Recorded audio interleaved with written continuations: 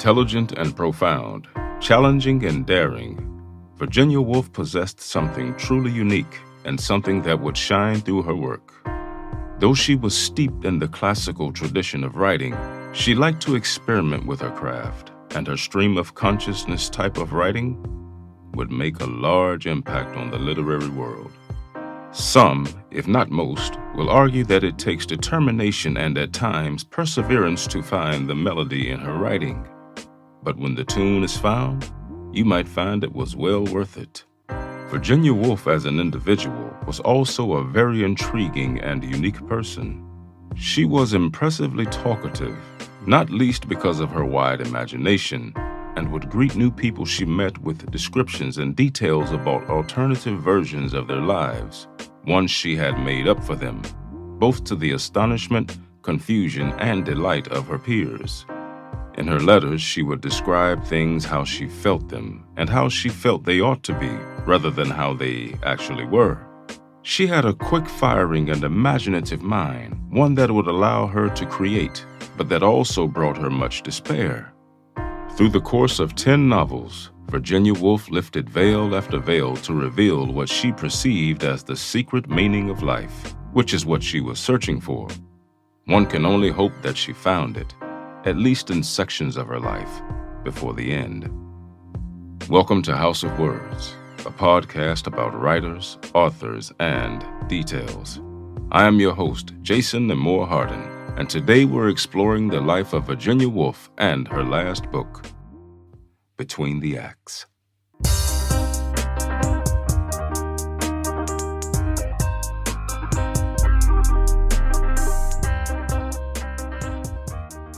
Between the Acts was first published on July 17, 1941. This synopsis, however, comes from the 1988 Grafton edition. It is set in rural England within a single day in 1939. Worlds meet but never unite. Miss Latrobe has organized a pageant, a dramatic version of Orlando. During the performance, the spectators are held together. Unity appears to be triumphant, but not for long. When the play ends, they fall apart again. And even between the acts, the semblance of unity is lost.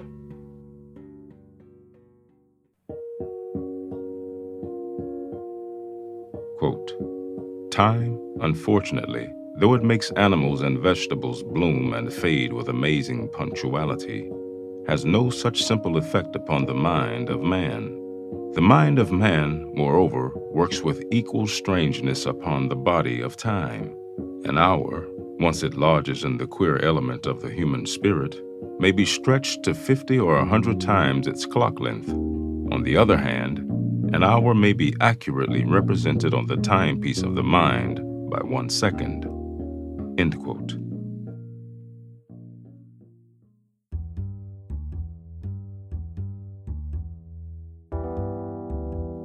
Virginia Woolf was born Adeline Virginia Stephen on January 25, 1882 in Kensington, London, into a privileged household. Her father, Sir Leslie Stephen, was vastly perceived to be a very cultured and notable historian, author, and critic, as well as a mountaineer, while her mother, Julia Prinsep Duckworth, was a renowned beauty. She had been born in India, where she had served as a model for several pre-Raphaelite painters, but she was also a nurse and wrote a book about the profession. Both her parents were free thinkers for the time, and both had been married and widowed before marrying each other, before Virginia came into the world. Because of this, Virginia had 3 full siblings, Toby, Vanessa, and Adrian, as well as 4 half-siblings, Laura, George, Gerald, and Stella. The family of 10 lived under one roof at 22 Hyde Park Gate, Kensington. In spite of, or maybe because of, growing up in bustling London, Virginia was a sensitive child who was late to learn speech. But when she finally did begin to talk, she proved to have a vocabulary much grander than most children her age. She was energetic and excitable, and for this reason, she was prone to accidents. Also possessing quite a temper, she would fall into fits that her family referred to as purple rages, which might have derived from her face turning said color during episodes. Most of her childhood memories were not of London, however, but of St. Ives in Cornwall, where the family spent every summer until the death of her mother in 1895. St. Ives, a beach town at the very southwestern tip of England, would go on to inspire her to write what is considered one of her masterpieces, To the Lighthouse. The Stevens summer home, Talland House, which still stands today, looks out at the dramatic Porthminster Bay and has a view of the Godrevy Lighthouse, which inspired the novel. In her late memoirs, Woolf recalled St. Ives with a great fondness. As was customary at the time, Virginia was homeschooled by her parents and received very little formal education. It was expected that girls learn only the rudimentary skills and then marry, and even in an intellectual home such as the Stevens household, the tradition held true. By all accounts, their parents were lacking when it came to teaching, finding it difficult to understand why the girls struggled to learn things that came so obvious to them. That both parents had short tempers didn't make it any easier to learn from them, and it soon fell to Virginia to educate herself. For this reason, she felt that she missed out on a proper education, though the rigid reading assignments she placed upon herself would prepare her very well for her future career. She had since a very early age, along with her sister Vanessa, decided that they would both embark on artistic professions. Vanessa would be a painter, and Virginia, of course, would be a writer. Both prospects would come to fruition in adulthood. Despite the occasional woes and outburst of rage, Virginia was mostly a curious, light-hearted, and playful girl. She showed an interest in writing from early on and started a family newspaper, the Hyde Park Gate News, to document her family's humorous anecdotes. However, early traumas would cast a very dark shade over her lightheartedness as well as her childhood. Arguably, the worst of these traumas included being sexually abused by her half-brothers, George and Gerald. Her sister Vanessa suffered the same fate, and Virginia would later write about the incidents in her autobiographical essays, A Sketch of the Past and 22 Hyde Park Gate. In 1895, at the age of 13, she also had to cope with the sudden death of her mother from rheumatic fever, which along with the sexual abuse led to Virginia's first mental breakdown. After the death of his wife, Virginia's father was weighted by grief and made little to no effort to try to move on.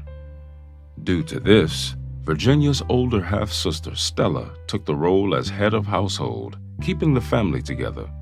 Stella would marry, but continued living in the house in order to take care of her siblings. Unfortunately, she would only be married for 4 months before she, too, met an early end. With her father still consumed by grief and sorrow, and her half-brothers and sisters going off to school and moving out, Virginia fell deeper into loneliness. It did not help matters at all that she was continually around her father, and therefore the main recipient of his gloom. Virginia continued her education and would study German, Greek, and Latin at the Ladies' Department of King's College London. It was there she would be introduced to feminism, something that would influence her writing.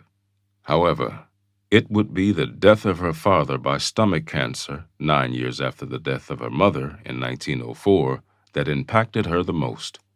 After his death, 22-year-old Virginia, stricken with guilt and convinced that she had failed to appreciate him while he was around, sunk deeper into depression.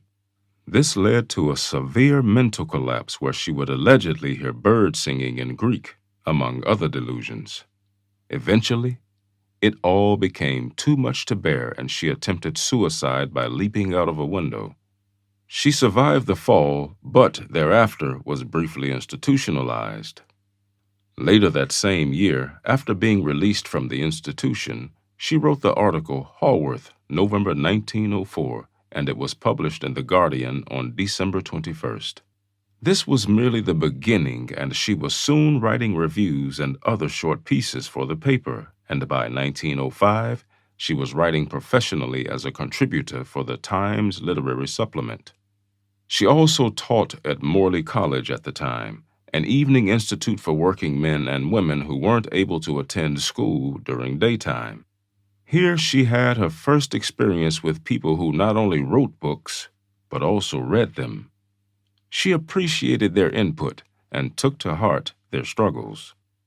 The following year, unfortunately, would come more grief as Woolf's 26-year-old brother, Toby, died from typhoid fever after a family trip to Greece.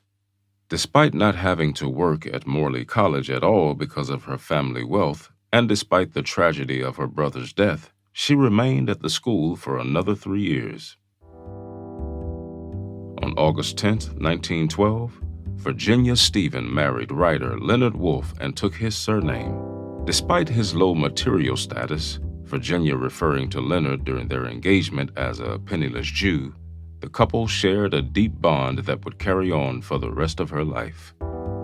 3 years later, in 1915, she published her first novel, The Voyage. It had been a long time coming, as several years before marrying Leonard, Virginia had begun working on the novel. The original title had been Melambrosia, but after 9 years and innumerable drafts, it was published as The Voyage. In 1925, Woolf received rave reviews for Mrs. Dalloway, her fourth novel. The mesmerizing story interweaved third-person interior monologues and raised issues about feminism, mental illness, and homosexuality in post-World War I England. Her fifth novel, released in 1927, To the Lighthouse, was another critical success and considered revolutionary for its stream of consciousness storytelling. It was obvious that she was a talent to be reckoned with. Quote, "You cannot find peace by avoiding life." End quote.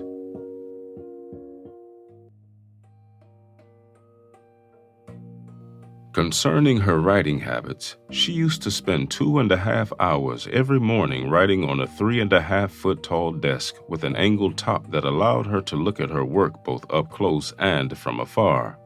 This would hold true through her earlier years. In later years, however, once she had reached a certain level of success, she would mostly do her writing between 10 a.m. and 1 p.m. before deciding to stop. The afternoon would be spent writing letters or writing in journals. In the evening, she would either host guests or spend time reading. Virginia Woolf was as equally opinionated about the right way to write as she was about the right way to read, but also passionate about the publishing process. Already in 1917, the Woolfs bought a used printing press and established Hogarth Press, their own publishing house operated out of their home. Virginia and Leonard would go on to publish some of their own writings, as well as the work of Sigmund Freud, Catherine Mansfield, and T.S. Eliot, among others. As stated earlier, she enjoyed experimenting with her writing. She liked using several literary tools, including compelling and unusual narrative perspectives, dream states, and free association prose. Her work often explored her fascination with the marginal and overlooked, of an ordinary mind on an ordinary day, as she put it in her essay, Modern Fiction. In The Art of Biography from 1939, she argued that the question inevitably is whether the lives of great men are the only stories which should be recorded into history. Should not the lives of anyone who has lived a life and left a record of that life be worthy of a biography?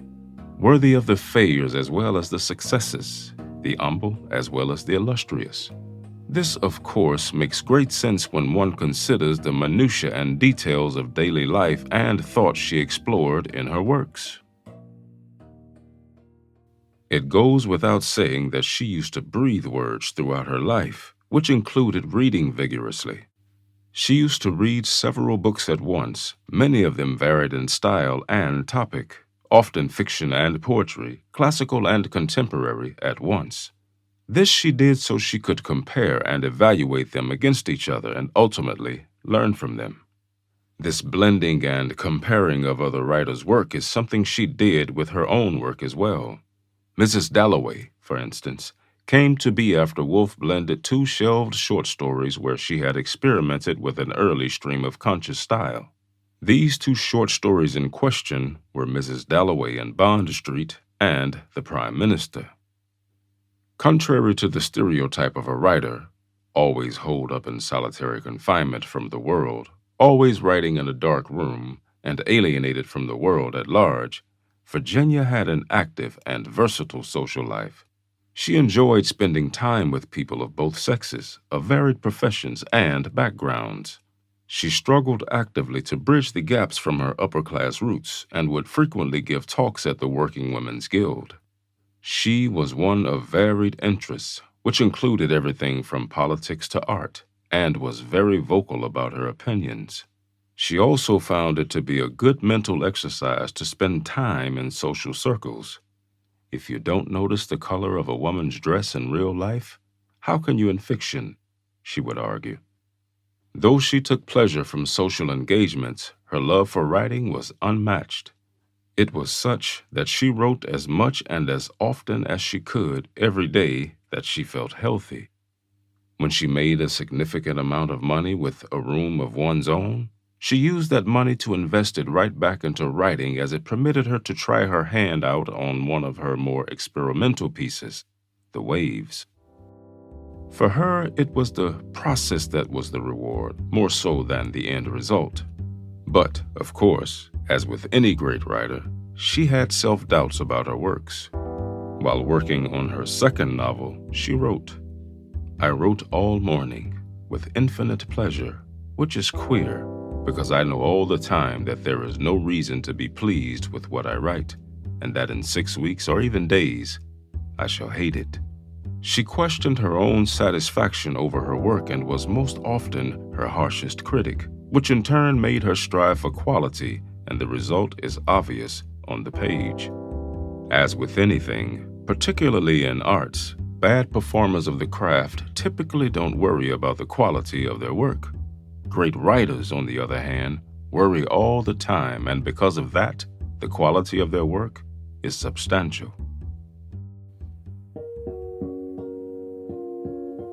Quote, "I don't believe in aging. I believe in forever altering one's aspect to the sun." End quote.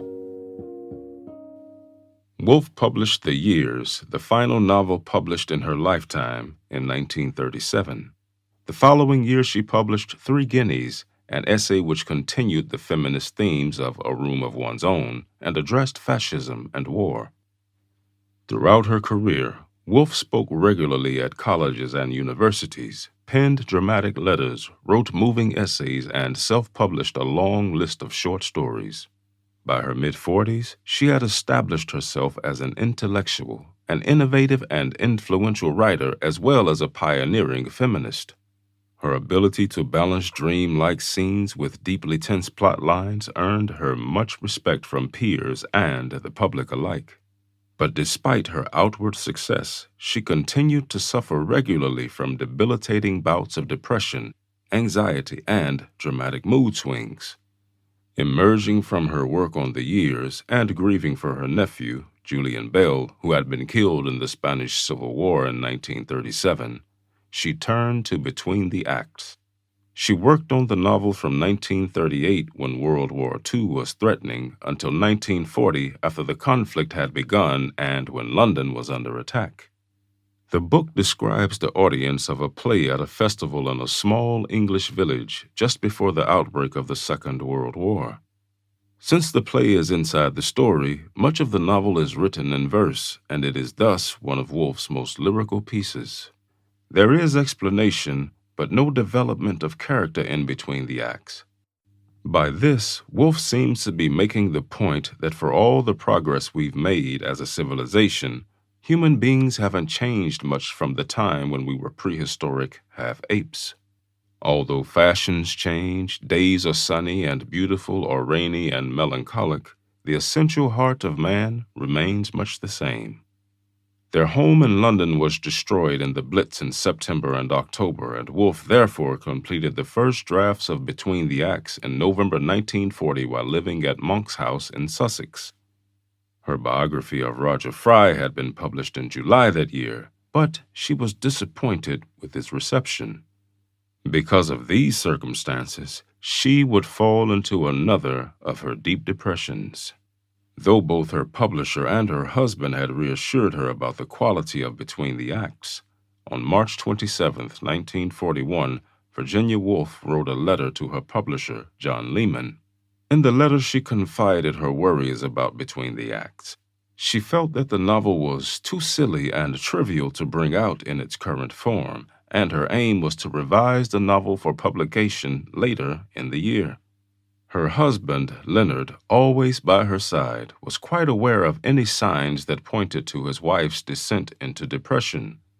He saw, as she was working on what would be her final manuscript, that she was sinking into a deepening despair.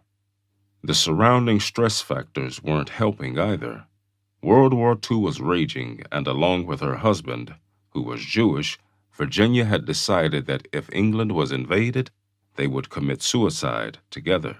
Unfortunately, Virginia's depression would reach more devastating levels long before any possible invasion took place, and the following day, before John Lehman had even received the letter, she would take her life. Unable to cope with her despair, on March 28, 1941, Virginia Woolf pulled on her overcoat, filled its pockets with stones, and walked into the River Ouse. As she waded into the water, the stream took her with it, and she disappeared into the river. It would be 3 weeks before the authorities found her body. Leonard Woolf had her cremated, and her remains were scattered at their Sussex home. At the time of her death, Woolf had yet to complete a final draft of the novel, and a number of critics consider it to be unfinished. This, despite the fact that the book has a note by Leonard Woolf where he writes that he does not believe Virginia would have made anything more than a few small corrections and revisions before passing it as a final draft. As well as being cherished by book lovers and the literary circle, Virginia Woolf's Mrs. Dalloway was adapted into a film in 1997 starring Vanessa Redgrave. It would also go on to inspire the 1998 novel The Hours by Michael Cunningham and the subsequent 2002 film adaptation. As is well established, Virginia Woolf was fond of words, and maybe because of this, her final words would be to her husband. In her final piece of writing, she wrote, "I know that I am spoiling your life, that without me, you could work. And you will, I know. You see, I can't even write this properly. I can't read. What I want to say is, I owe all the happiness of my life to you. You have been entirely patient with me and incredibly good. I want to say that everybody knows it. If anybody could have saved me, it would have been you. Everything is gone from me but the certainty of your goodness. I can't go on spoiling your life any longer. I don't think two people could have been happier than we have been." As usual, I leave you with one final quote from the GOAT. "So long as you write what you wish to write, that is all that matters, and whether it matters for ages or only for hours, nobody can say. But to sacrifice a hair of the head of your vision, a shade of its color, in deference to some headmaster with a silver pot in his hand or to some professor with a measuring rod up his sleeve, is the most abject treachery." End quote. Thank you for listening. I hope you've enjoyed this episode and will spread the word about the podcast. Once again, I have been your host, Jason Nemore Harden. We here at House of Words ask that you please consider helping to make the show easier to produce and more frequent by contributing on our Patreon page at www.patreon.com/House of Words. Until next time, keep turning those pages.